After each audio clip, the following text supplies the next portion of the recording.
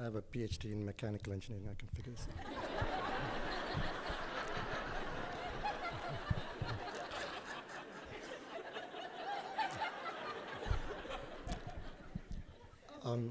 I did my first grade at the Seventh-day Adventist school in South India. Now, in this school, everyone got a rank based on their academic performance, even first graders. And I remember looking at my report card, and next to the box where it said rank, there was a beautiful 1 written in red ink. I'd gotten the first rank. I didn't know what it meant, but my parents were delighted, my father especially so.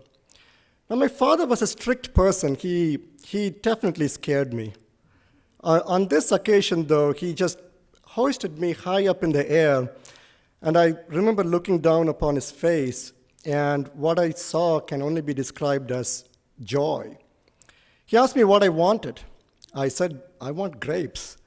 And he immediately went out and got me some grapes.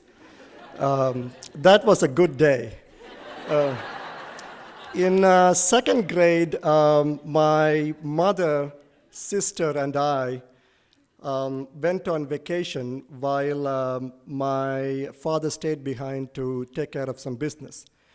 We visited my mother's parents. They lived in the neighboring state of Kerala. My maternal grandfather was a doctor, and him and my grandmother, they lived in this beautiful and enormous house. And unusual for that time and place, they had a telephone and they had a car. And this house itself was just absolutely amazing. It was large and spacious. There was a water fountain in the front yard, and it had like fish and frogs and water plants, and you could splash around in this thing. It rains a lot in Kerala, and the moss grew so thick on the walls that I could just put my little hand straight into the wall. The moss would come almost up to my wrist. And the yard had a eucalyptus tree, which made the whole place smell nice. And then one night the phone rang, and my grandfather answered it. He was a doctor and not a stranger to receiving patient phone calls at home. But I could see that this time it was different. He was talking rather fast, and then other people entered the room, and they were all shuffling about, looking at their feet. I could sense that something was wrong, but I really didn't know. And then out of nowhere, I heard my mother scream, and she starts crying. And the next thing I know, everybody's piling into my grandfather's car, and we are driving somewhat fast. It was fairly late in the night at this time. I was 7 years old, pretty confused, didn't know what was going on. After a long drive, we arrived at the town where we lived in. But instead of going to our house, we went to my paternal grandparents' house. They lived in the same town as we did. And this house was the exact opposite of the one that I had just left. It was small and it was cramped, no moss, no water fountain. And instead of eucalyptus, the house smelled of Pond's face powder. I didn't like that smell, and I didn't really like being in this house. The house itself was a beehive of activity, though. Late at night, but practically every light was on, people constantly milling about and moving about. And as I entered the living room, there's a lot of strangers, mostly women that I don't know, and they're wailing at the top of their voice, and they're all seated on the floor. And sitting on the sofa is my father. And for some reason, he has a flower garland around his neck, which is very odd. And there's cotton in his nostrils, and his color wasn't right. And they told me my father had died. He was 33 years old. I was 7. And I remember my mother screaming. She had beautiful hair, not anymore at that time. And my sister was screaming as well. Me, I kind of knew I had to cry, and I tried to cry, but the tears just wouldn't come. Instead, I felt strangely happy. I remember thinking, hey, no more strict guy. How cool. I mean, it was totally the wrong thing to feel, but that's what I felt. And then my uncle, who was standing next to me, he said, "Poor boy, your father has died. Your life's going to be miserable." He had no malevolent intention. He was simply pointing out the most logical and likely outcome. And then I heard my father's voice. No one else in the room seemed to hear, but I heard his voice. And the translation is rather difficult, but he said something like, "What's the big deal? Why is everyone crying? I'm still here." And he said this repeatedly, but no one else seemed to hear. But I heard him. I think he was trying to reassure me that things would be okay. Things were not okay. The next morning, I was informed that since I was the oldest child and the male child, I had to do the death rituals. So they put my father in this ugly coffin, and he was paraded around town. And first we went to this filthy public bath where someone poured a lot of cold water over me. I still had my clothes on. I hadn't slept or eaten in a long time. I was still 7 years old. And then we went to the burial place where they said they have to shave off my hair. And this I fought, but the person with the knife was just too strong. And they held me down, and I was fighting, and the blade wasn't particularly sharp. So I remember like tears and blood and hair falling on my lap. And then we saw the burial pit where they were going to put my father in. And I remember feeling absolutely terrified that they were going to put me in the pit as well. And mercifully, I don't remember much else from that day. And growing up in India was indeed difficult.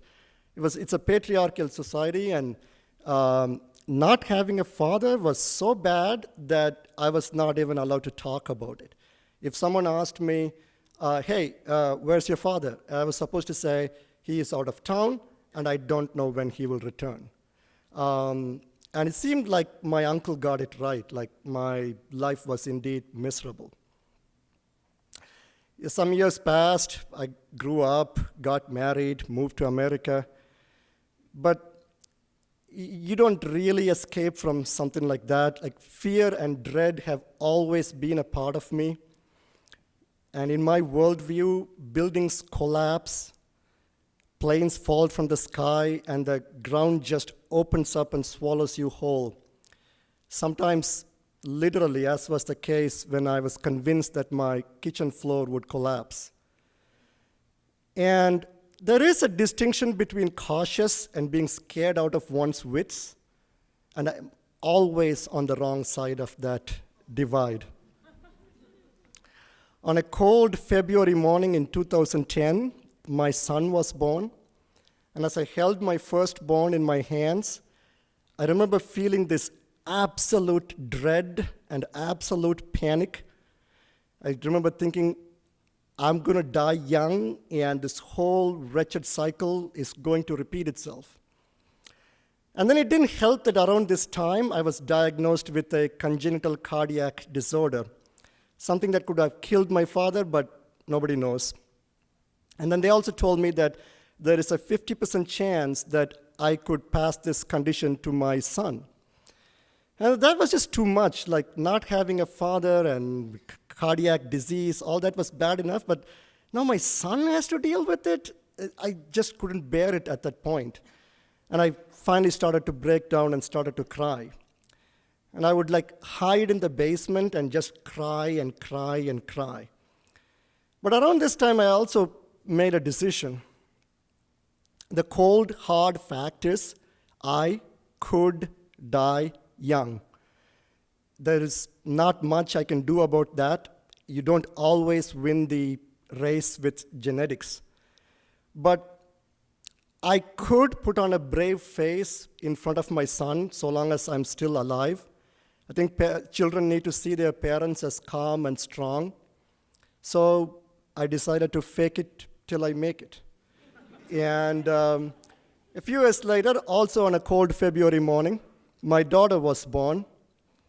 And as I held my daughter in my hands, I again felt dread and fear and all that, but this time a little bit less, and maybe even a tiny hint of joy. Last summer, I took my daughter to the Mohawk River in upstate New York. There's a lock there where they race and lower boats. And there's this prime viewing spot that in order to get there, you got to cross this metal bridge. And as I cross this metal bridge, all kinds of fears come into my thought stream. Like, what if the dude behind me is totally evil and pushes me? Like, what if I get a heart attack at the right moment? What if there's a gust of wind? All that. But here's the thing. Instead of staying on the side of safety and playing it safe, I crossed that bridge every single day. Just fake it till you make it. My daughter, she just looks on with fascination at the gears and all that. And the thought of falling into the water simply doesn't occur to her. She simply trusts that I'm going to hold her tight. And lately I've noticed that I've been quietly doing other things that require trusting the universe just a little bit more. I routinely skip the flu vaccine. I bike in the city. Not today, but yesterday I did. Once I mailed my passport without express mail. Actually, not even priority mail, just regular mail. It won't get lost. It's going to be okay. The ground won't swallow it up.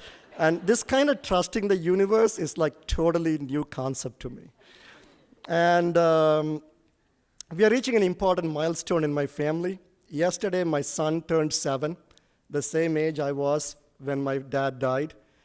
And 2 weeks, my daughter will turn 3, the same age my sister was when my dad died. But as I lift them up and they look down upon my face, I don't think they see someone who is scared and terrified all the time. They simply see their father.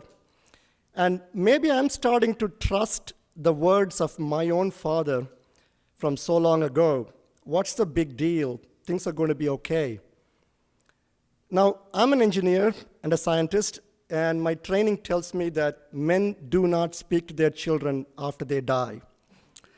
But to hell with science and to hell with logic, my father did speak to me. I did hear him, and he was correct. Thank you.